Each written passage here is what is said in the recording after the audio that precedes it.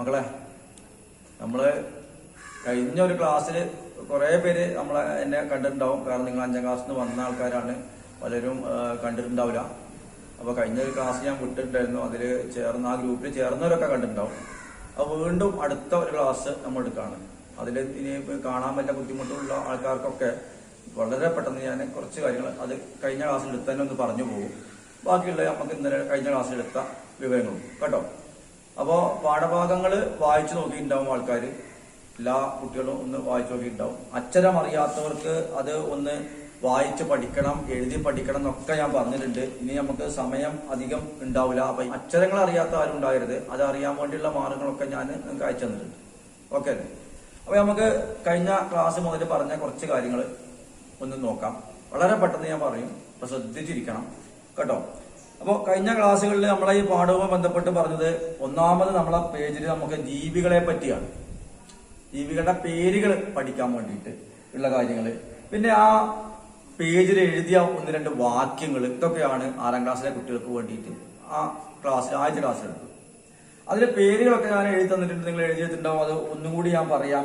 ലടുക്കാൽ ലടുക്കി എന്നുണ്ട്, പിന്നെ ഹിരണുണ്ട്, മേടകുണ്ട്, പിന്നെ ഖർഗോശ് ഉണ്ട്, മോറുണ്ട്, സാമ്പുണ്ട്, ചെടിയായി, പിന്നെയൊക്കെ പേട്.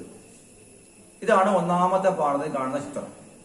ആ ചിത്രം നോക്കുമ്പോൾ നമുക്ക് മനസ്സിലാകുന്നൊരു വസ്തുതയുണ്ട്. ആ മരമൊക്കെ നോക്കിയാൽ നമുക്കറിയാം ഇലകളൊന്നുമില്ല. ഉണ്ടോ? ഇലകളൊന്നുമില്ല. അത് ഉണങ്ങി വരണ്ട് നിൽക്കുന്ന ഒരു അവസ്ഥയിലുള്ള ഒരു പ്രദേശമായിട്ട് നമുക്ക് മനസ്സിലാക്കാൻ വേണ്ടിയിട്ടാണ് എന്ന് പറഞ്ഞ അതിനാണ്. എന്നാൽ അതിന്റെ അടുത്ത പേജ് നമ്മൾ നോക്കുമ്പോൾ അങ്ങനെയല്ല അവസ്ഥ. മഴ പെയ്യുന്നതായിട്ട് ആ ചിത്രത്തിൽ കാണിക്കുന്നുണ്ട്, പൂക്കള് കാണുന്നുണ്ട്, ചെടി പിന്നെ പച്ചപ്പുകൾ കാണുന്നുണ്ട്, പക്ഷിമൃഗാദികളൊക്കെ ഞാൻ മഴ പെയ്യുന്നത് സന്തോഷിക്കുന്നതായി കാണുന്നുണ്ട്. കാണില്ലേ? അപ്പൊ ഈ 2 ആശയം തന്നെയാണ് നമുക്ക് ഈ കവിതയിലും പറയുന്നത്. മനസ്സിലാണോ? ഈ 2 ആശയം തന്നെയാണ് കവിതയും പറയുന്നത്. അപ്പൊ അതിന് മുമ്പ് ക്ലാസ് എടുത്തപ്പോൾ കുറച്ച് കാര്യം പറഞ്ഞു. ഞാൻ പറഞ്ഞു ആദ്യത്തെ പേരിലുള്ള കാര്യം തന്നെയാണ് പാലി നഹി ബസ്താഹേ ജീവൻ. ഇത് മുമ്പ് പറഞ്ഞാണ്, ഞാൻ വീണ്ടും പറയാം.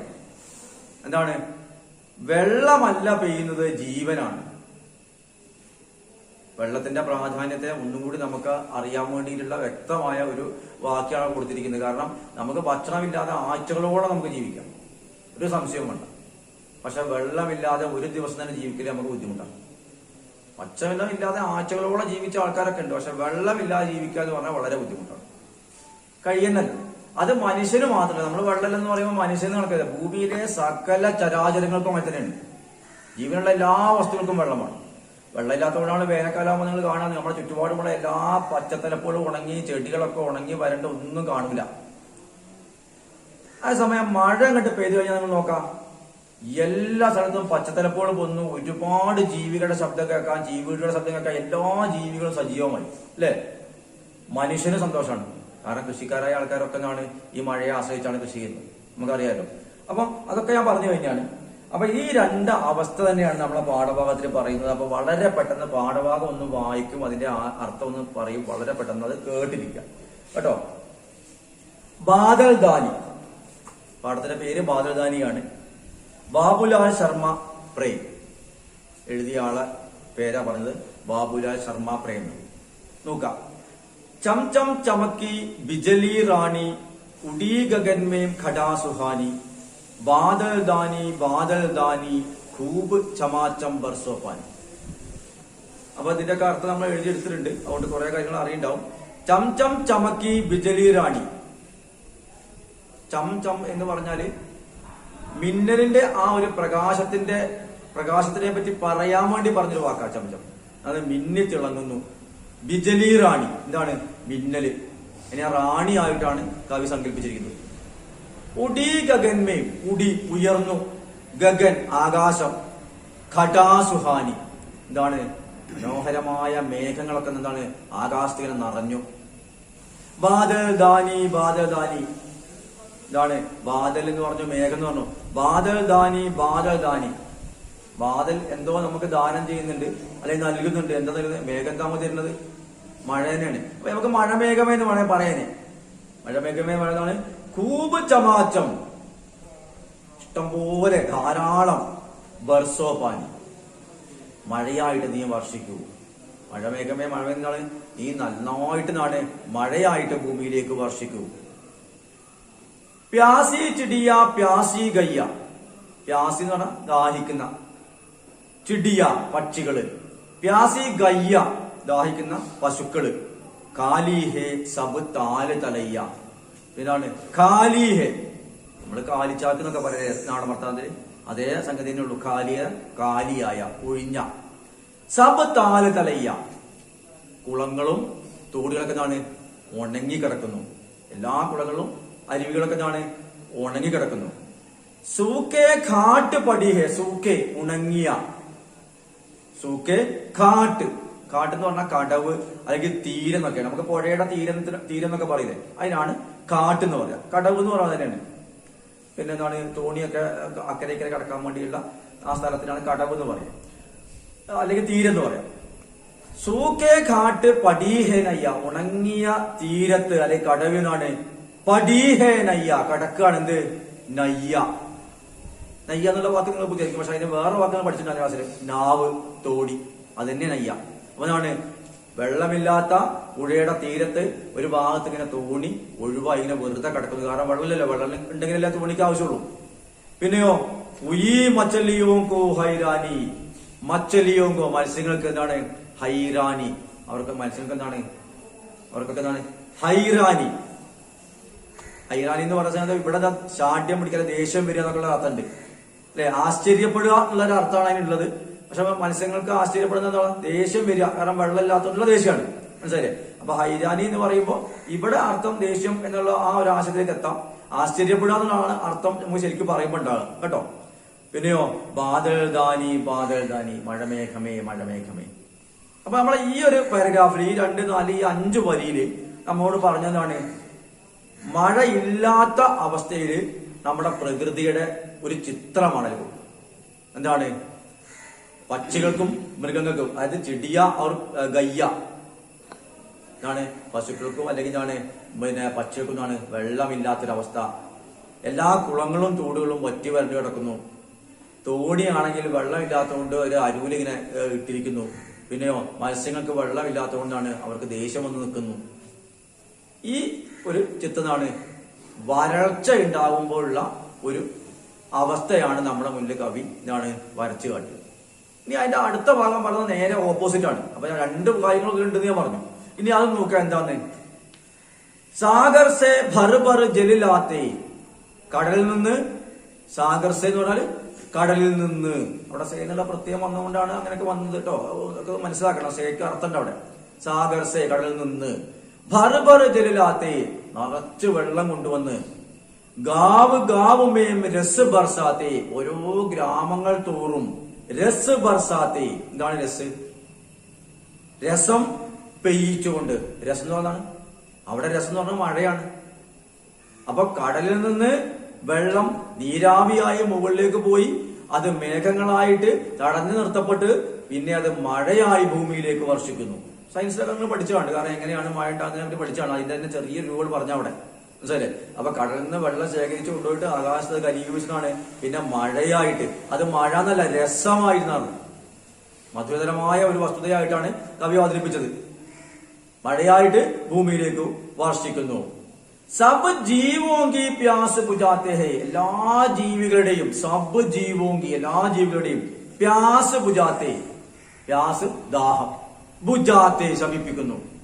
ഈ ഭൂമിയിലെ സകല വസ്തുക്കളുടെയും ദാഹം ശമിപ്പിക്കാൻ മനുഷ്യനെ കൊണ്ട് കഴിയോ? ഇല്ല.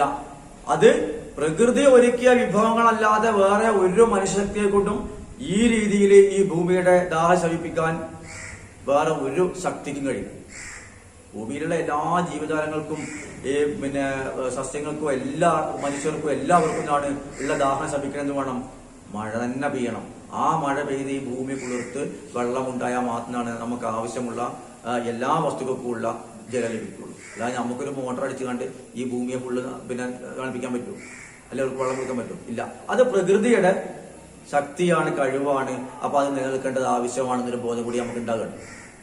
ധർത്തി ഹോ ജാതി ഹേ ധാനി. എന്താണ് നമ്മുടെ ഈ ഭൂമി മുഴുവൻ ധാനി സമൃദ്ധമായി മാറുന്നു. കൃഷി ചെയ്യുന്നതിന് കൃഷിയും വിളവുകളൊക്കെ ഉണ്ടാകുന്നു. എല്ലാ ലതാദികളും നല്ല പച്ചപ്പുള്ള നല്ല സമൃദ്ധമായ രീതിയിലാണ് നിൽക്കുന്നു. മഴ പെയ്തു കഴിയുമ്പോൾ ഇപ്പൊ നമുക്ക് കാണാൻ പറ്റുന്ന അവസ്ഥയാണ്. എല്ലായിടത്തും പച്ചത്തലപ്പാണ്. എപ്പോഴേ ഉണങ്ങി വരേണ്ട അവസ്ഥ അതാണ്. മഴ പെയ്തു കഴിഞ്ഞു. അത് തന്നെ പറഞ്ഞു ബാദൽ ദാനി മഴമേഘമേ മഴമേഘമേ. അപ്പൊ മഴ പെയ്യുമ്പോൾ ഉണ്ടാകുന്ന ചെറിയൊരു ചലനം അവിടെ പറഞ്ഞു കഴിഞ്ഞു. എന്തെല്ലാം മാറ്റങ്ങളുണ്ട്. അത് എങ്ങനെയാ മഴ പെയ്ച്ചെന്ന് പറഞ്ഞു. കടലിൽ നിന്ന് വെള്ളം കൊണ്ടുപോയി ആകാശത്ത് നിന്നാണ് അത് മഴയായി ഭൂമിയിലേക്ക് വർഷിച്ചു. എല്ലാ ജീവികൾക്കും ദാഹം ശമിപ്പിക്കുന്ന അവസ്ഥയിൽ എത്തി. ഭൂമി മുഴുവൻ പച്ചപ്പ് നിറഞ്ഞ ഒരു അവസ്ഥയിലേക്ക് മാറി. ഇനി അടുത്ത നോക്കാം പാരഗ്രാഫിൽ അവസാനത്തെ പാരഗ്രാഫ് നോക്കാം. ഫസൽ ദാനക്കി ഖേത്തെ മഹകെ. ഫസൽ ദാനക്കി, ഫസൽ എന്നാണ് വിളവ്, ധാന്യങ്ങളുടെ വിളവ്. അത് നമ്മൾ കൃഷി ചെയ്യുന്ന സംഗതികള്. ഖേത്തെ മെഹക്കെ, ആ വിളവുള്ള പാടങ്ങളൊക്കെ ശോഭിച്ചു. നല്ല വിളവുണ്ടായി തന്നെയാണ്. നമ്മൾ ചെയ്യുന്ന കൃഷിയൊക്കെ നല്ല രീതിയിൽ ഉണ്ടായി. രാഹ് ഘാട്ട് ഹരിയാലി ലഹക്കെ. രാഹ്, രാസ്ത എന്നുള്ള വാക്കിന്റെ ചെറിയ രൂപമാണ് രാഹ്, വഴി തന്നെ അർത്ഥം. രാഹ് ഘാട്ട്, ഘാട്ട് എന്ന് പറഞ്ഞാൽ നേരത്തെ നമ്മൾ പറഞ്ഞു തീരം, പുഴയുടെ ഒക്കെ തീരം. ഹരിയാലി ലഹക്കെ, പച്ചപ്പ് കൊണ്ട് ഇളകിയാടി. വഴിയിലും തോട് സൈഡിലും ഒക്കെ എല്ലായിടത്തും പച്ചത്തലപ്പുകൾ നിറഞ്ഞു. മൻ കിസാൻ കാ ഗയേ ചഹക്കെ. മൻ കിസാൻ കാ, മൻ മനസ്സ്, കിസാന് കർഷകൻ, കർഷകന്റെ മനസ്സിനാണ് ഗയേ ചഹക്കെ, ഹർഷാരവം കൊണ്ടു, സന്തോഷം കൊണ്ടു. ദേക്ക് ദേക്ക് മേഡോൻ തക്ക് പാനി, നോക്കൂ നോക്കൂ, മേഡോൻ തക്ക് പാനി, ദാ അതിന്റെ തീരം വരെ, തിട്ട വരെ പാനി, വെള്ളം. അത് പുഴയുടെ ഒക്കെ നിറഞ്ഞ കര കവിഞ്ഞൊഴുകാൻ നിൽക്കുന്ന രീതിയിൽ വെള്ളം നിറഞ്ഞു നിൽക്കുകയാണ്. അപ്പൊ അതിനാണ് മേഡോൻ തക്ക് പാനി, അതിന്റെ തിട്ട വരെ വെള്ളമാണ്. ബാദൽ ദാനി ഖൂബ് ചമാച്ചം പാനി ബർസോ. മഴമേഘമേ മഴമേഘമേ, നീ ധാരാളം ഭൂമിയിലേക്ക് വർഷിക്കും, അല്ലെ മഴയായിട്ട് പെയ്യും. അപ്പൊ ഇത്രയാണ് കവിത പറഞ്ഞത്. കവിത ആദ്യത്തെ കുറച്ച് കാര്യങ്ങൾ ഞാൻ പറഞ്ഞു തന്നെയാണ്, വീണ്ടും ഞാൻ ഒന്നുകൂടി പറഞ്ഞെന്നുള്ളൂ. അതിന്റെ അർത്ഥമൊക്കെ നിങ്ങൾ കുറെ എഴുതി വെച്ചിട്ടുണ്ട്. അതിൽ സംശയമൊന്നും ഉണ്ടാവും സാധ്യല്ല. പിന്നെ അപ്പോ ഈ പാഠത്തിൽ നിന്ന് നമ്മൾ മനസ്സിലാക്കേണ്ട വസ്തുതകളെ പറ്റി ഞാനും വളരെ വേട്ടത്തിൽ പറഞ്ഞു. ഒന്ന്, ജീവികളുടെ പേരുകൾ. എല്ലാ ജീവികളുടെ പേരുകളും നിങ്ങൾ അതില് കേട്ടിട്ടോ അല്ലെങ്കിൽ കണ്ടോ ഉള്ളതിന്റെ കാര്യം ഒന്ന് മാത്രം ചെറിയൊരു സംശയം ഉണ്ടാവുന്നതാണ്. വ്യാഘ് പതംഗ്, തുമ്പി. മനസ്സിലായില്ലേ? അത് ഞാൻ എഴുതി തന്നതാണ്, കഴിഞ്ഞ ക്ലാസ് തന്നാണ്. ഞാൻ വീണ്ടും എഴുതി തന്നിട്ടുണ്ട്. ഞാൻ ഇനി വേറെ പ്രത്യേകിച്ച് എഴുതുന്നില്ല, അത് പറയണം. മനസ്സിലായി? അപ്പൊ ഈ ജീവികളുടെ മുഴുവൻ പേരുകളും നിർബന്ധമായിട്ടും പഠിക്കണം, നിർബന്ധമാണ്. അടുത്ത പാഠത്തും നമുക്ക് വരുന്ന പാഠത്തിന് വരുന്നതാണ് ഇതേപോലെ ജീവികളുമായി ബന്ധപ്പെട്ട കുറച്ച് കാര്യങ്ങൾ കൂടി വരുന്നുണ്ട്. അപ്പൊ അവിടെ ഇത് പഠിക്കണം എന്ന് പറഞ്ഞു. പിന്നെയോ, നിങ്ങൾക്കൊരു വർക്ക് ഷീറ്റ് തന്നില്ല, അത് കഴിഞ്ഞ ദിവസം അന്ന് തന്നെയാണ്. അത് എഴുതിയിട്ടുണ്ടാവും എല്ലാവരും. സംശയങ്ങൾ ഉണ്ടാവാൻ സാധ്യതയില്ല. ഈ പാഠത്തിലെ ആദ്യത്തെ പാരഗ്രാഫ് വായിച്ച് അതിന്റെ അർത്ഥം വെച്ച് നോക്കിയ ആൾക്കാർക്കൊക്കെ ശരിയാണ് ആ എഴുതിയ ഉത്തരം. ഒരുപാട് പേര് ശരിയാണ്. വളരെ കുറച്ച് പേർക്ക്, 1-2 പേർക്ക് ചില മിസ്റ്റേക്കുകളെ കണ്ടുള്ളൂ. ബാക്കിയുള്ളവരൊക്കെ കുറെ പേര് ശരി തന്നെ എഴുതിയത്. ചില എഴുതിയിലൊക്കെ അക്ഷരങ്ങൾ ചെറിയ പ്രശ്നങ്ങൾ കാണുന്നുണ്ട്. അപ്പൊ അത് തീർച്ചയായിട്ടും അങ്ങനത്തെ പ്രശ്നങ്ങൾ ഉണ്ടെങ്കിൽ തിരുത്താം. അപ്പൊ ഞാനത് ജസ്റ്റ് ഒന്ന് എഴുതി കാണിക്കാൻ വേണ്ടി 1-2 ഉദാഹരണമാണ്. നമുക്ക് തന്ന വർക്ക് ഷീറ്റ് സഹീമിലൻ എന്നാണ്, ചേരുംപടി ചേർക്കാനാണ്. സഹീമിലൻ കരം എന്ന് പറഞ്ഞാൽ ചേരുംപടി ചേർക്കാൻ, ഇനി മറക്കണ്ട. സഹീമലിൽ കരം എന്ന് പറഞ്ഞ ചോദ്യം എപ്പോഴെങ്കിലും വന്നിട്ടുണ്ടെങ്കിൽ ചേരുംപടി ചേർക്കുക എന്നുള്ളത് മനസ്സിലാക്കുക. അറിയാത്തതാണ് നിങ്ങൾ ആ എഴുതിയ നോട്ടിന്റെ മുകളിൽ ഒന്ന് എഴുതി വെക്കുക, ചേരുംപടി ചേർക്കാന്ന് എഴുതി വെക്കുക കേട്ടോ. നോക്കുക,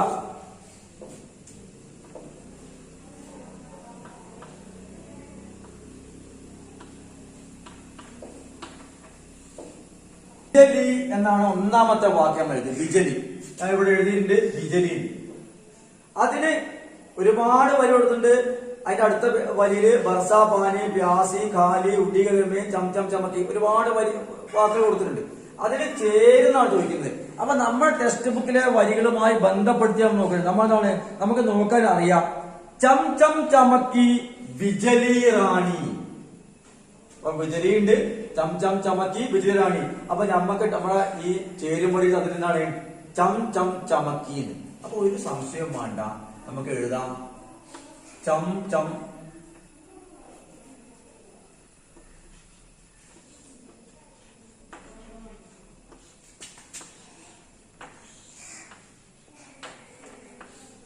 ചം ചം ചമക്കി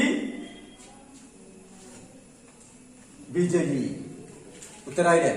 അപ്പൊ നമ്മള് ചേരുംപടി ചേർക്കാൻ എഴുതുമ്പോ അത് എഴുതാൻ നിൽക്കുമ്പോ നമ്മൾ ആദ്യം അറിയേണ്ട സംഗതിയാണ് ഇത് എന്താണ് വാക്കിന്റെ അർത്ഥം, ഇതിനോട് ചേരുന്ന വാക്കിന്റെ അർത്ഥം എന്തായിരിക്കും, നമ്മുടെ പാഠപുസ്തകത്തിലുള്ള സംഗതി ആയിരിക്കും തരിക. അപ്പൊ അത് നോക്കിയാൽ തന്നെ എന്താണ് നമുക്ക് വളരെ പെട്ടെന്ന് ഒരു ഉത്തരം പറ്റും. അർത്ഥം അറിയാതെ ചേരുംപടി നമുക്ക് ചേർക്കാൻ കഴിയില്ല.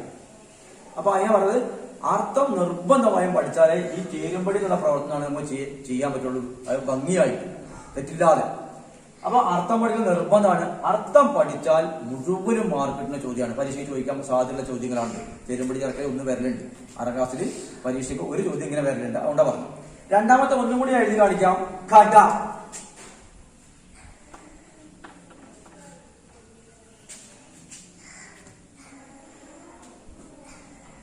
ഘട അതിന്റെ എന്താണ് മേഘം എന്നറിയുന്നവര് ഒരു സംശയവുമില്ല. എന്താണ് ഉടീഗഗന്മേയും.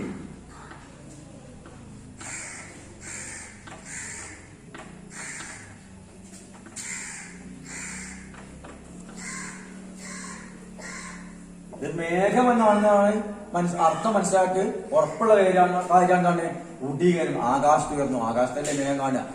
മൂന്നെന്നാണ് താല് തലയ്യ. ഞാൻ എഴുതുന്നത് താല് തലയ്യ. കുളങ്ങളും തോടുകളൊക്കെ എന്താണ് കാലി ഹേ സബ് താല് തയ്യ തലയ്യ. നമ്മുടെ ടെക്സ്റ്റ് ബുക്കിലുണ്ട്, ആദ്യത്തെ പാരഗ്രാഫിലുള്ളതാണ് സംഗതി. കാലി ഹേ സബ് താല് തലയ്യ. കാലിയാണ് എല്ലാ എന്താണ് കുളങ്ങളും തോടുകളും. അപ്പം അതിന്റെ ഉത്തരം എന്താണ് കാലി ഹേ എന്ന് എഴുതിയ താഴെ തലയ്യ കാലി ഹേ. ശരിയല്ലേ? അടുത്താണ് ചിടിയ. നമുക്കുണ്ട് പ്യാസി ചിടിയ പ്യാസി ഗയ്യ. അപ്പൊ ചിടിയ എന്ന് എഴുതിയതാണ് പ്യാസി എന്ന് എഴുതിയാൽ മതി, പ്യാസി. അതും ഉണ്ടായില്ലേ. അടുത്ത അവസാനത്താണ് ബാദൽ ദാനി. നാമത്തെ പേരത്തിലുണ്ട് ബാദൽ ദാനി, ബാദൽ ദാനി അല്ലെ. ബർസോ പാനി. ബാദൽ ദാനി എന്നാണ് മഴമേഘമേ, ബർസോ പാനി മഴയായി നീ വർഷിച്ചാലും അല്ലെ. അപ്പൊ അത് ആ രീതിയിൽ മാത്രമേ എഴുതാനുള്ളൂ. അപ്പൊ അത് എഴുതി വെക്കുക എന്നതാണ്. जीवन का आधार है, पानी के बिना जीवन संभव नहीं है. അപ്പൊ നമുക്ക് ഈ പാഠം എടുത്തു കഴിയുമ്പോൾ നമുക്ക് കിട്ടേണ്ട ഒരു അറിവ് എന്താന്നുള്ളതാണ്. നമ്മുടെ ടെക്സ്റ്റ് ബുക്കിലൊന്നും അത് ഉണ്ടാവില്ല. നമുക്ക് ഓരോ പാഠം കഴിയുമ്പോഴും അതിന് എന്തെങ്കിലും ഒരു ഗുണപാഠം കിട്ടണം. എല്ലാ പാഠങ്ങളിലും ഉണ്ടാവും, എല്ലാ നല്ല കഥകളിലും ഉണ്ടാവും, ഏത് സംഗതി നമ്മൾ വായിക്കുന്നതിലൊക്കെ ഉണ്ടാവും. അതിലൊരു ഗുണപാഠം നമുക്ക് മനസ്സിലാക്കാറുണ്ടാവും. അപ്പൊ ഇവിടെ നമുക്ക് ഈ പാഠത്തിൽ നിന്ന് കിട്ടാനുള്ള അറിവിന്റെ ഒരു സൂചക പറഞ്ഞാണ് പാനി ജീവൻ കാ ആധാർ ഹേ. വെള്ളം ജീവന്റെ അടിസ്ഥാനമാണ്. പാനിക്ക് ബിനാ ജീവൻ സംഭവന ഹേ. വെള്ളമില്ലാതെ എന്താണ് മനുഷ്യനെ ജീവിക്കാൻ കഴിയില്ല.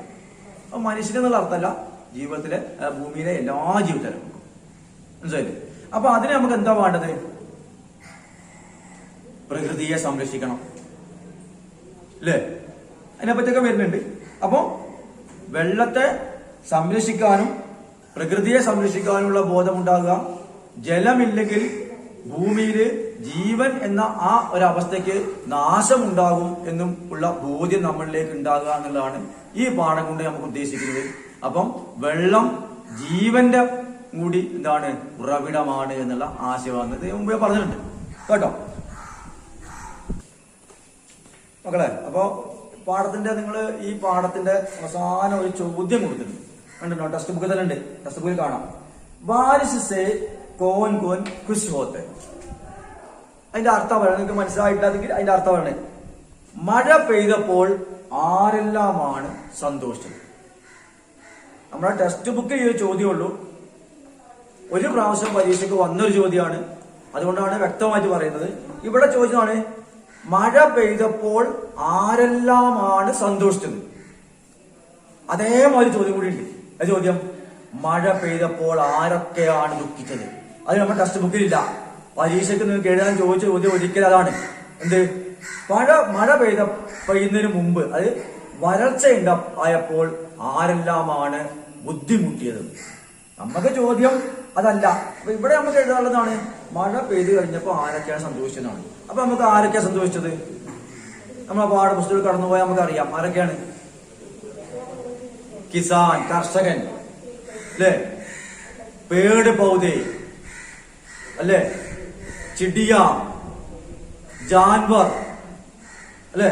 ഇതൊക്കെ സന്തോഷിച്ചില്ലേ? അപ്പൊ നമുക്ക് ആരൊക്കെയാണോ ബുദ്ധിമുട്ടി എന്ന് പറയുന്നത് അവരൊക്കെ മഴ പെയ്യും, മഴയ്ക്ക് വേണ്ടിയാണ് ആഗ്രഹിക്കുന്നത്. ആ മഴ പെയ്തപ്പോഴാണ് സന്തോഷം ഉണ്ടാവും അല്ലേ? അപ്പൊ അവരുടെ ഒക്കെ പേര് എഴുതാം. നമ്മുടെ ടെക്സ്റ്റ് ബുക്കിലുള്ള അതേ എല്ലാം മാത്രം എഴുതാനല്ല, വേറെ ഏത് വേണം എഴുതാം. പ്രകൃതിയിലുള്ള എല്ലാ ജീവജാലങ്ങളിലാണ് സന്തോഷം ഉണ്ടാവും.